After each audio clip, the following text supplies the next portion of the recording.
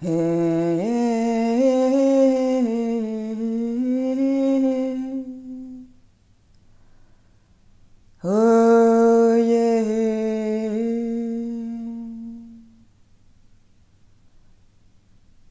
Bonjour à toutes et à tous, je voudrais dans cette capsule podcast vous parler du switch, du chaser notamment, parce que c'est celui-là que je connais aujourd'hui, c'est celui-là que moi-même je suis en train de traverser depuis quelques semaines.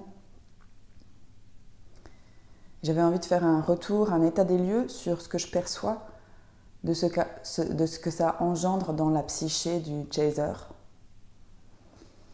ou en tout cas de l'ex-chaser à ce moment-là.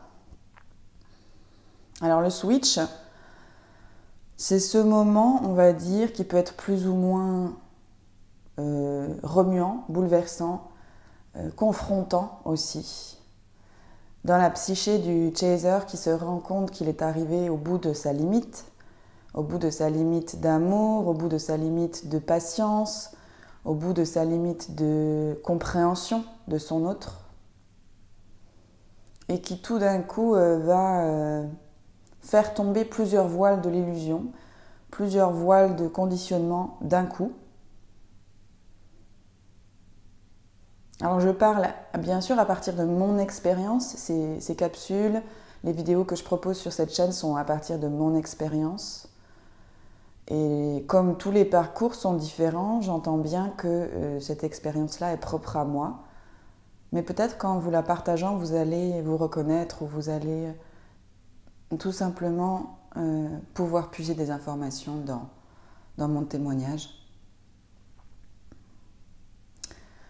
Alors le switch, c'est ce moment où, une fois que le chaser a vraiment conscientisé le lien, a vraiment travaillé sur ses blessures, a vraiment mis tout en œuvre pour soigner ses dysfonctionnements, pour soigner son insécurité, pour soigner ses blessures intérieures concernant son enfant intérieur, concernant peut-être ses parents, concernant peut-être des vies antérieures. Il arrive à un moment où le chaser se dit « ça y est, j'ai fait tout ce que j'avais besoin de faire, j'ai tout fait pour que cette relation fonctionne, pour que mon autre puisse lui avancer, se réveiller au lien. » Et puis, il se rend compte, cette polarité yang se rend compte que il n'y a toujours rien. Il n'y a toujours pas de résolution dans la relation, il n'y a toujours pas de retrouvailles. Et en tant que conscience, il y a un moment donné où il franchit un dernier pas, où il franchit une dernière étape qui est celle de switcher, donc c'est-à-dire pour moi de complètement vouloir lâcher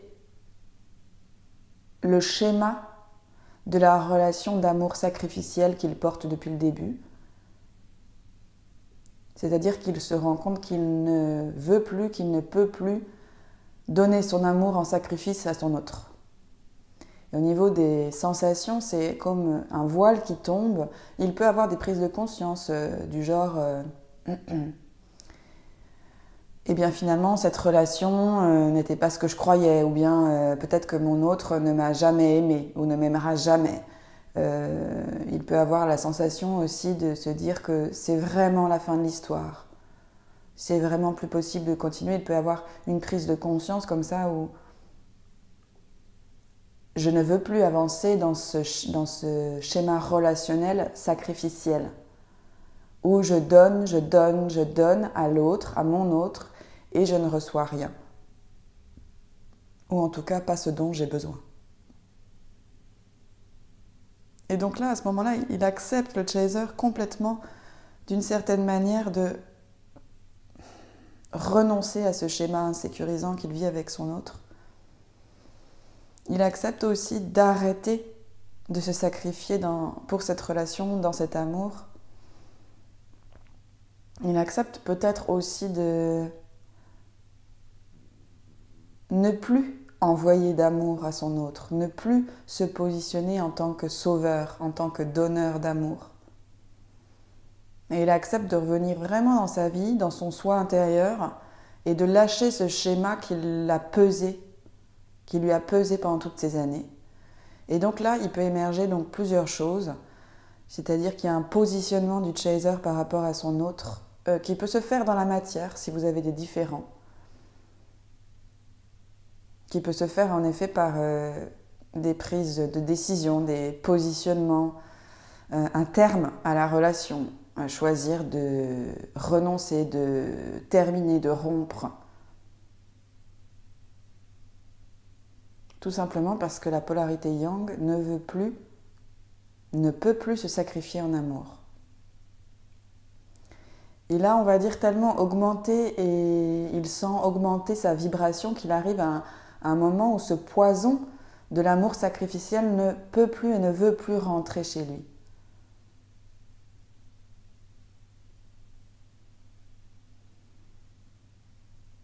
Ça peut être extrêmement confrontant de sortir du déni et de se dire « Waouh, j'ai passé toutes ces années à me sacrifier en amour, à croire en cet amour que je ressens dans mon cœur et peut-être à un moment donné je me rends compte que finalement cet amour était uniquement dans mon cœur mais qu'il n'y a pas de réciprocité dans la relation 3D. » Donc il va accepter, le chaser, de lâcher cette vision de l'amour inconditionnel dans la 5D qu'il ressent puissamment. Il va accepter que dans la 3D, dans la matière, il n'y a pas de relation constructive. Et donc il va simplement faire le choix, d'une certaine manière, de travailler en ce sens, de terminer ce schéma dysfonctionnel, de terminer le sacrifice de lui-même en amour.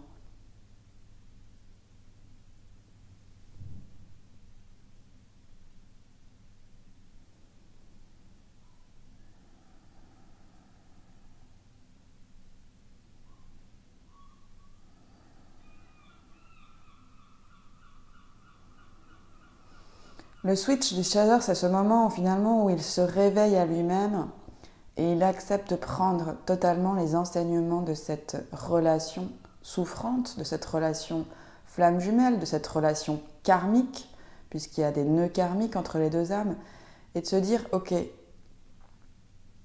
j'ai fait un travail de fou, j'ai œuvré sur mes blessures, j'ai traversé la nuit noire de l'âme, j'ai traversé le parcours. Et aujourd'hui, j'ai fait tout ce que j'avais à faire, j'ai fait tout ce que j'ai pu faire pour faire avancer les choses,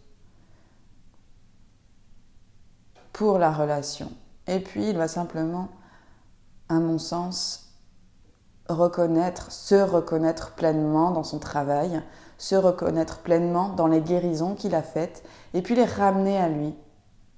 C'est-à-dire, il va se remercier pour tout le travail qu'il a fait, il va comprendre qu'en fait ce travail-là, cette guérison-là des blessures, c'était pour lui permettre de sortir de ce schéma dysfonctionnel d'amour sacrificiel, pour lui permettre de vivre un autre schéma d'amour, un autre schéma d'attachement qui sera plus sécurisant pour lui, qui sera plus relié à ses besoins. Et donc dans ce cas, il est prêt à lâcher les attentes par rapport à son autre, par rapport à son jumeau ou à sa jumelle. Tout simplement parce que sa vibration a assez augmenté pour ne plus autoriser un schéma dysfonctionnel, un schéma insécurisant relationnel dans sa vie. Et donc il accepte finalement de redonner la part à son autre.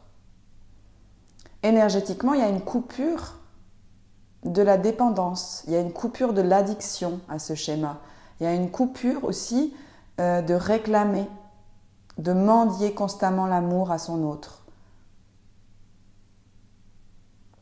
C'est comme s'il revenait en fait dans une réalité plus physique. Et il se rend compte qu'il n'y a pas d'échange amoureux. Il n'y a pas d'échange équilibré, harmonisé entre lui et son autre. Donc il va lâcher petit à petit la posture du sauveur, de la sauveuse, la posture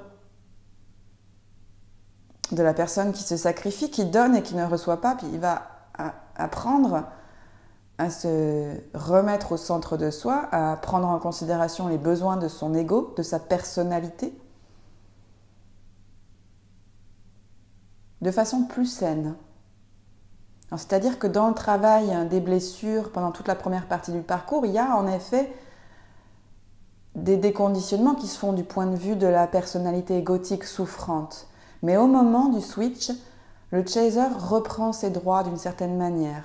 C'est-à-dire comme il a fait le nettoyage des blessures, comme il a lâché certains systèmes égotiques souffrants, il va être à même de se dire « Ok, j'ai un ego, j'ai une personnalité, mais elle est à mon service. » C'est-à-dire que le chaser se réapproprie ses valeurs personnelles, d'une manière où il devient plus consistant pour lui-même. Il commence à se regarder et à se dire « Ok, moi j'ai telle valeur et je suis ok avec ces valeurs. » Il va pouvoir comme ça commencer à se donner à lui-même, à identifier ce dont il a besoin dans ses relations amoureuses, dans ses relations tout court. Il va commencer à reconnaître ses valeurs égotiques qui l'ont construit, mais dans un bon sens, dans le sens de voilà, moi je suis comme ça. Je n'ai pas à me changer, je n'ai pas à renoncer à mes valeurs pour pouvoir vivre l'amour que j'ai envie de vivre ici sur cette terre. Donc il va commencer à travailler beaucoup plus main dans la main avec lui-même, avec une valorisation de qui il est. Il va pouvoir affirmer et se positionner pleinement dans ses besoins.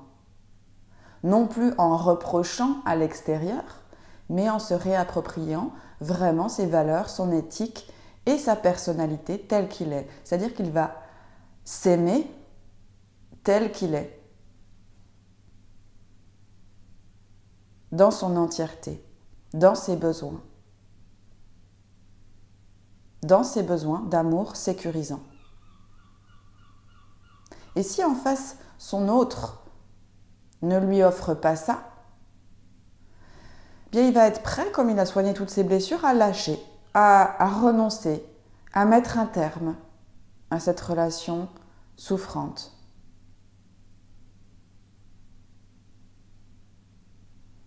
Parce qu'au niveau vibratoire, il sera assez en paix, assez en harmonie avec qui il est, avec tout le travail qu'il a fait, pour ne plus aller dans des schémas sacrificiels, dans des schémas qui ne lui conviennent plus. Il va accepter d'être comme il est, avec ses besoins, avec ses qualités, avec ses défauts, avec ses valeurs. Et donc, à ce moment-là, il rentrera en construction de lui-même, en construction de sa vie. Il sera capable, à ce moment donné du parcours, de reprendre sa vie en main, de se prendre en charge et de se donner ce qu'il a besoin. Il ne sera plus dans une posture de victime, il ne sera plus dans une posture d'attente. Il va décider que toutes les actions et toutes les choses qu'il met en place dans sa vie, c'est pour lui. C'est pour répondre à ses besoins. C'est pour avancer et construire quelque chose qui lui correspond. Vous voyez, le switch, c'est vraiment de passer de « je suis dans une situation dysfonctionnelle, je ne réponds pas à mes besoins, je ne m'aime pas assez pour reconnaître mes besoins, je me sacrifie en amour » à un autre état, c'est « ok, je travaille pour moi, j'avance pour moi-même, je me choisis dans le respect de moi-même, j'accepte d'avoir des besoins, j'accepte de prendre en charge mes besoins. Et j'accepte aussi de me les exprimer clairement.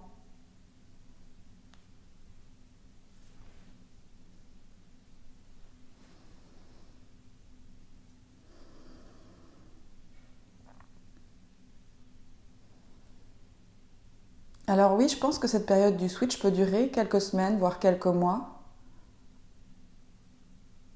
le temps que le chaser laisse partir complètement son attachement insécure, son attachement dysfonctionnel, sacrificiel à son autre.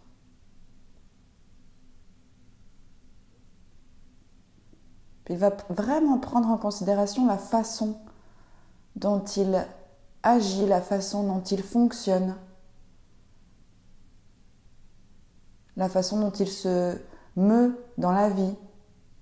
Et puis en faisant ce travail d'acceptation de qui il est, évidemment, il va pouvoir, si vous êtes dans un parcours de flamme jumelle, vous allez pouvoir mieux vous ouvrir au comportement de votre autre, moins vous identifier à ce qu'il vous renvoie et comprendre que vous êtes très différents l'un de l'autre. Vous allez aussi mieux percevoir finalement où en est votre autre dans la gestion de ses peurs, dans la gestion de sa vie.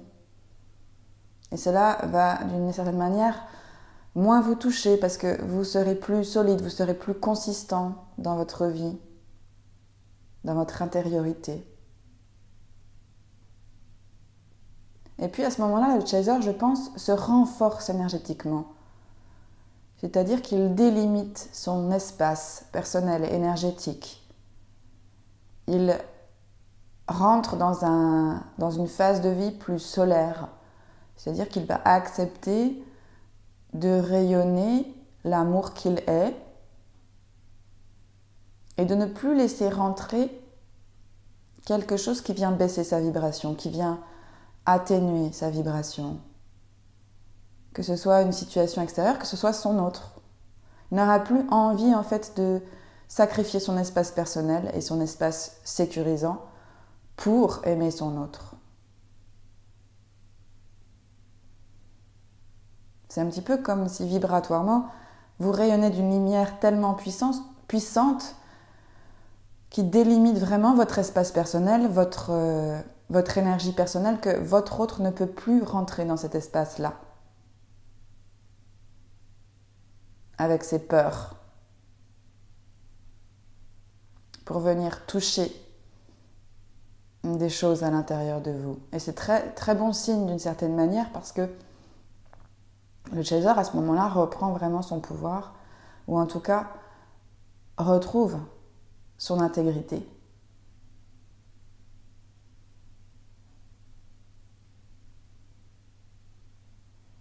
Et ne se positionne plus en termes de sauveuse, victime, sauveur, victime, sacrifice. Il ne veut plus ça.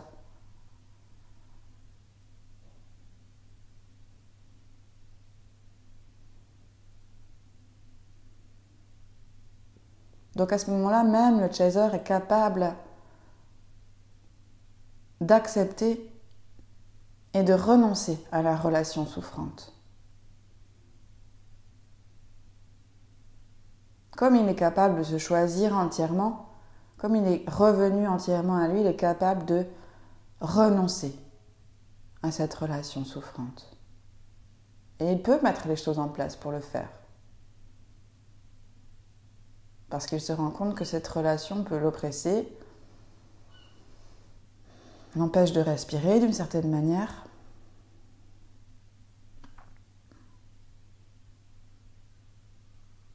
Et donc va finalement terminer certains nœuds karmiques de la relation. Certains attachements qui n'ont plus lieu d'être. Peut-être à ce moment précis, le chaser va faire un travail sur les mémoires karmiques, va terminer les dernières scories qui empêchent sa vibration. Ou en tout cas, va mettre les choses en place pour lui se sentir bien et mieux dans sa vie. Pour lui-même et par lui-même.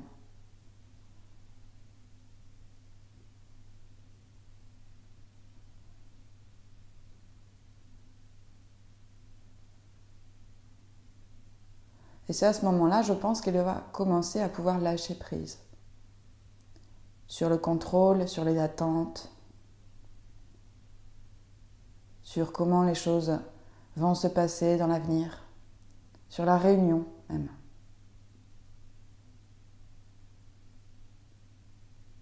Donc pour moi, cette période du switch est extrêmement bénéfique parce qu'elle permet de rééquilibrer la relation, rééquilibrer le rapport que le chaser a avec lui-même. Un rapport d'amour plus authentique, plus sincère, plus fort, plus solide.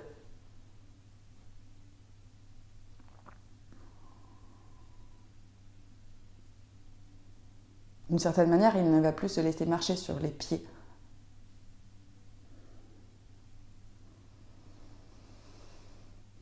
Par amour.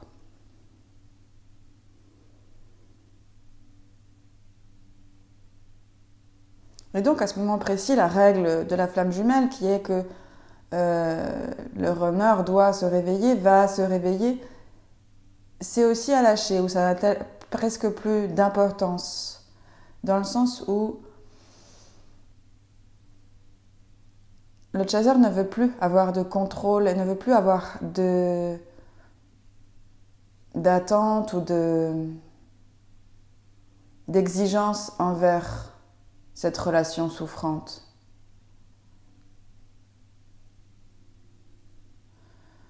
Il se rend compte finalement que il mérite mieux, il mérite un autre type de relation, il mérite de se sentir bien dans sa vie, il mérite surtout de recevoir l'amour tel qu'il le désire, tel qu'il en a besoin. Et donc à ce moment précis, si son autre ne se réveille pas,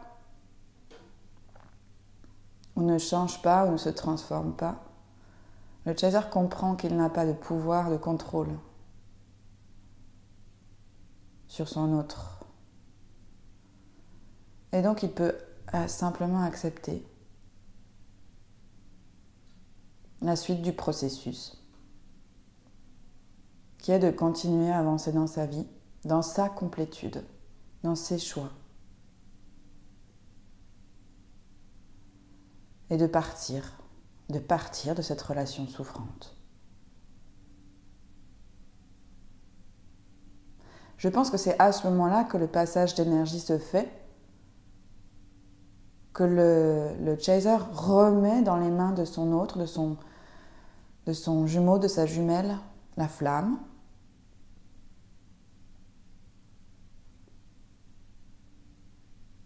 Que le travail énergétique s'inverse. Puisque le chaser a finalement coupé l'amour sacrificiel, il ne nourrit plus son autre. Il ne nourrit plus son autre gratuitement, d'une certaine manière. C'est même pas un choix mental. C'est même pas un choix stratégique, c'est un état des lieux, c'est un positionnement énergétique qui se fait au moment du switch, naturellement. Au moment donné où le chaser sort du déni, se rend compte vraiment que cette relation est oppressante pour lui,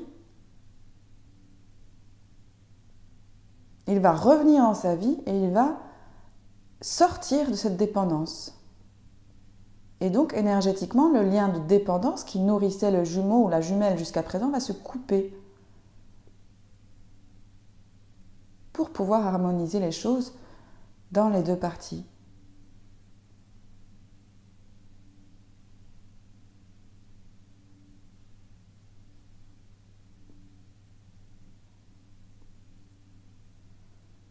À ce moment-là, que le jumeau, la jumelle, se réveille ou pas, se transforme ou pas, le chaser a toutes les cartes en main pour construire sa vie.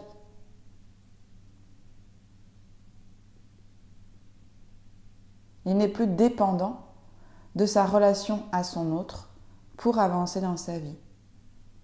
Il va se nourrir de nouveaux systèmes, il va construire de nouveaux systèmes dans sa psyché.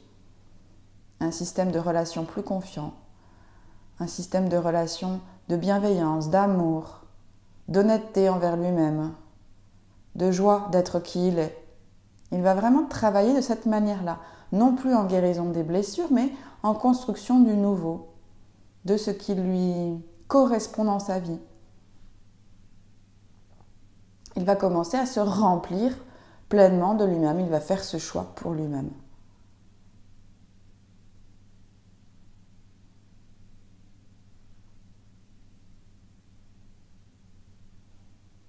Et je crois sincèrement que ce moment de switch du chaser est vraiment un point clé de la réunion. Un point clé de la réunion avec lui-même dans un premier temps, parce qu'il accepte tout de lui. Il accepte d'avoir des positionnements qui peuvent être confrontants pour son autre. Il accepte d'être vu comme une mauvaise personne par son autre. Il accepte d'être lui-même, de s'aimer comme il est. Il réunifie à l'intérieur de lui toutes les choses qui étaient en conflit.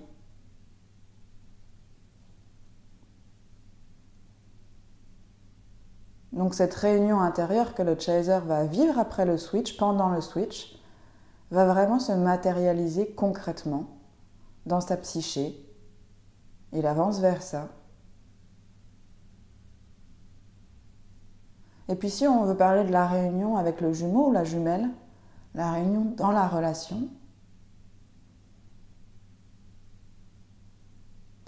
ce switch et le fait que le chaser avance de cette manière-là, ou l'ex-chaser avance de cette manière-là,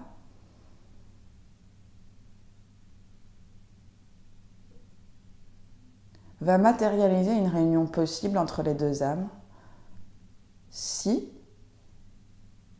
cette réunion est possible dans cette vie-ci.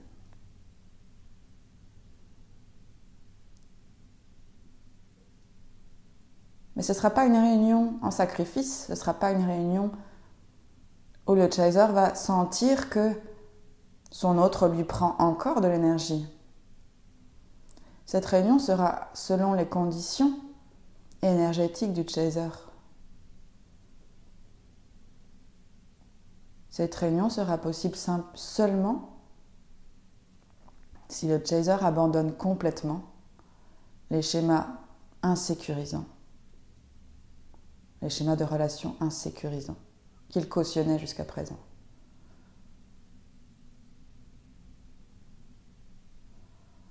Donc, il est nécessaire, en fait, d'une certaine manière, de lâcher l'envie de réunion avec son autre, le désir de réunion avec son autre, pour pouvoir aller dans l'arrêt de l'amour sacrificiel. C'est pour ça que cette étape, elle peut être difficile, douloureuse d'une certaine manière, parce qu'on accepte pleinement de se choisir. Et donc se choisir, ça veut dire renoncer à la relation souffrante. Mettre un terme à la relation souffrante. De la manière qu'on peut, hein, mais c'est vraiment ça. C'est j'arrête de me sacrifier en amour.